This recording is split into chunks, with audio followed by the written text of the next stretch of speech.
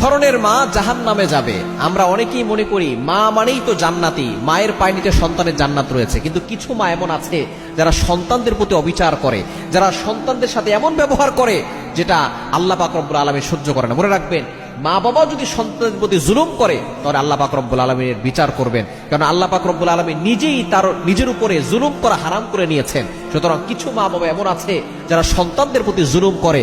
এজন্য মা হলেই যে সে ভালো মানুষ, মা হলেই যে সে জান্নাতে চলে যাবে, বিষয়টা এমন নয়।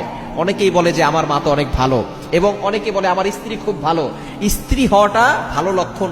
ভালো একজন মানুষ তখনই হবে যখন সে শাশুড়ি হবে এবং নিজের ছেলের বউর সাথে নিজের মেয়ের মতো আচরণ করবে, তখনই সে আদর্শ একজন ভালো মানুষ হতে পারবে। কিন্তু অনেক মা ভালো, কিন্তু যখনই ছেলেটাকে বিয়ে দেয় তখন বউয়ের সাথে আর ভালো ব্যবহার করতে পারে না। এজন্য ভালো ব্যবহার তখন হবে, আদর্শ মানুষ তখন হবে যখন সে নিজের ছেলের বউর সাথে ভালো ব্যবহার করবে। 3 ধরনের মা। নাম্বার 1, 1 নাম্বার হচ্ছে যারা নিজের সংসারের সন্তানদের ভিতরে ঝগড়া লাগিয়ে দেয়। নিজের মা স্বার্থের জন্য আপন ভাই বোনের ভিতরে ঝগড়া লাগিয়ে দেয়। আপন ভাই বোন দেখা যাচ্ছে মায়ের কারণে তারা যুগের পর যুগ ধরে কথা বলে না। এজন্য যেই মা নিজের সন্তানদের ভিতরে ঝগড়া লাগিয়ে দেয় সেই মা জাহান্নামে চলে যাবে।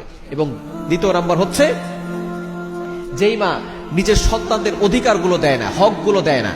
সন্তানরাও পিতামাতার হক দিবে এবং মা বাবা যারা আছে তারাও সন্তানদের অধিকারগুলো আদায় করবে। কিন্তু কিছু মা এমন আছে একজন সন্তানের নামে সবকিছু লিখে দিয়েছে, আর একজন সন্তানকে বঞ্চিত করেছে।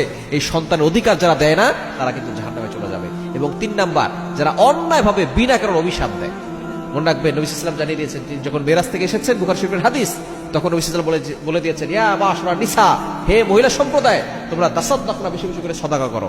তখন নারীরা জিজ্ঞেস করেছেন, ইয়া রাসূলুল্লাহ, ইয়া হাবিবাল্লাহ, কেন সদকা করব? তখন নবী সাল্লাল্লাহু আলাইহি ওয়াসাল্লাম বলেছেন যে আমি যখন জাহান্নামে গেছি তখন অধিকাংশ নারীদেরকে দেখেছি। কেন?